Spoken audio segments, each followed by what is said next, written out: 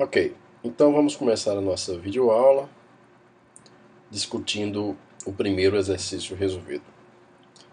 O exercício resolvido diz exatamente o seguinte: um trem de 60 metros de comprimento, com velocidade de 72 km por hora, atravessa um túnel de 80 metros de comprimento. O exercício pede para a gente calcular o tempo de travessia desse trem. Ok? Então vamos à resolução. Inicialmente a gente tem toda a configuração do que se pede no exercício. Nós temos aqui um desenho de um trem, como o próprio exercício fala, esse trem tem 60 metros de comprimento, e o túnel, esse aqui pintadinho, né, mede 80 metros, como está mostrado na figura. Ok? O que a gente vai fazer inicialmente é escolher um ponto de referência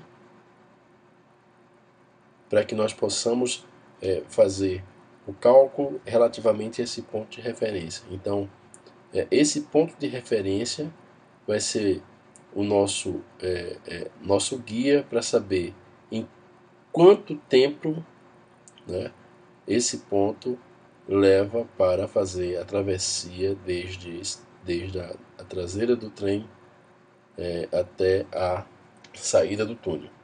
Né? Então vamos imaginar que esse trem seja uma partícula. E a gente olha para essa partícula e descreve o movimento e observa o movimento dela. Ok. Para deixar as unidades coerentes, porque a gente tem metro, tem quilômetro por hora, a gente vai fazer uma transformação de unidades.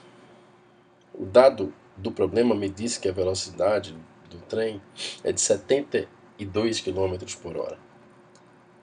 Mas para que a gente transforme isso para o sistema internacional, ou seja, para metro por segundo, a gente considera o valor original dividido por 3,6. Então essa razão, que foi uma coisa que a gente trabalhou no nosso material, vocês podem observar olhando, estudando o material, que para transformar de quilômetro por hora para metro por segundo, você pega o valor original e divide por 3,6.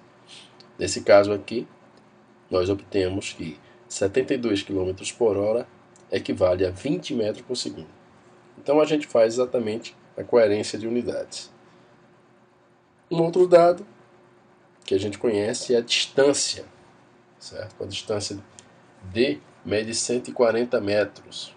Né? A distância a que me refiro aqui é a distância, a gente pode dar uma olhada na figura mais uma vez, é essa distância do ponto X, que está na traseira do trem, né, até o final do túnel.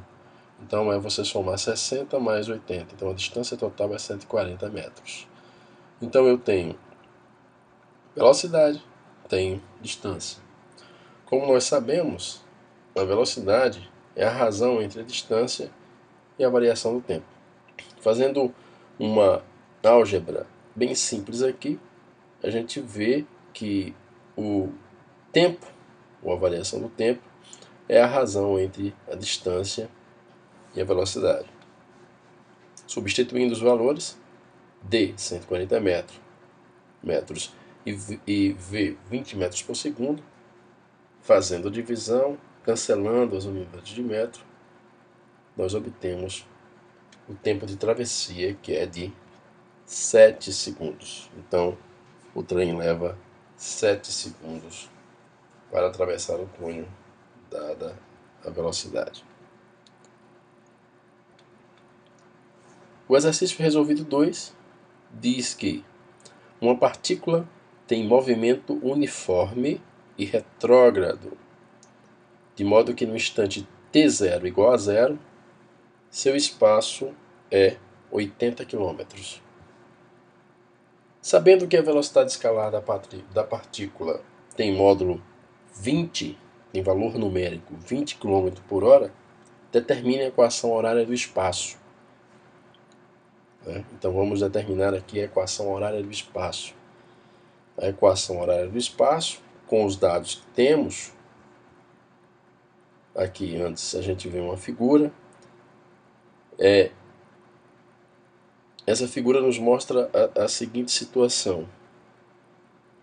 Como a partícula, na verdade, se opõe ao sentido positivo, isso me diz que a velocidade é negativa, né?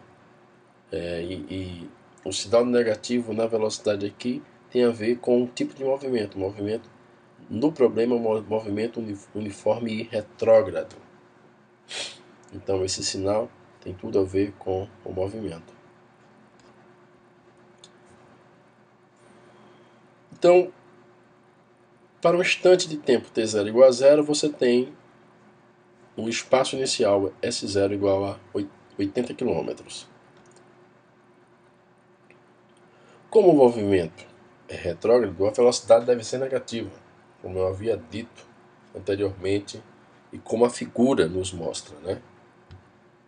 Então V é menos 20 km por hora, né? E o sinal de menos refere-se ao tipo de movimento.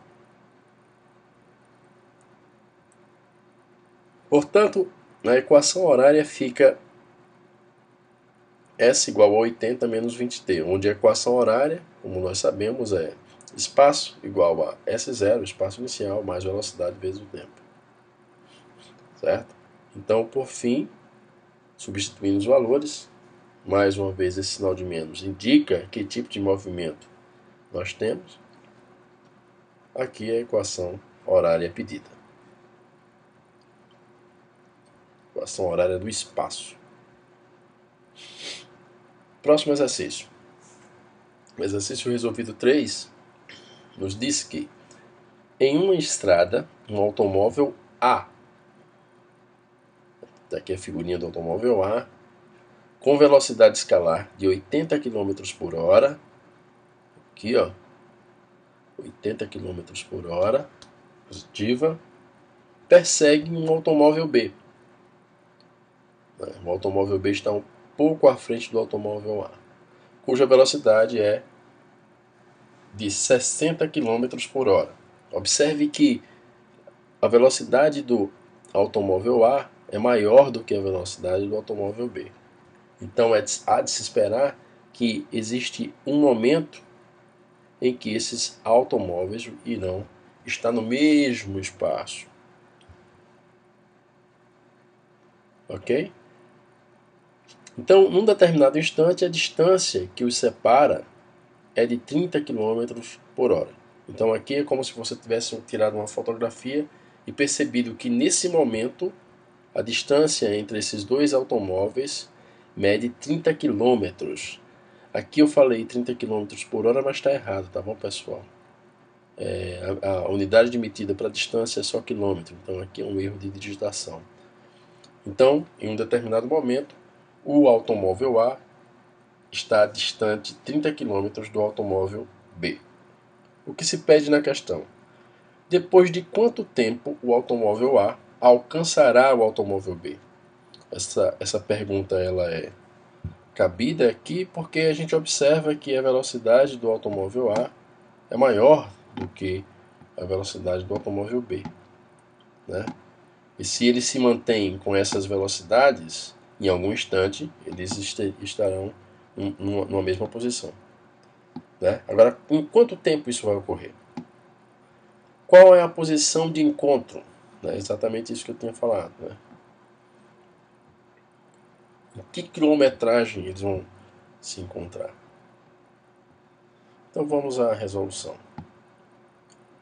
Então uma suposição que a gente faz aqui é de desprezar o tamanho dos automóveis, né? Supor que os automóveis sejam exatamente um ponto, uma partícula.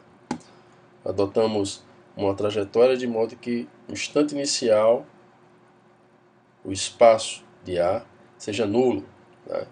O S0 de A seja zero. Assim, o espaço inicial de B será a distância entre A e B, que é de 30 km. Então, S0B igual a 30 km.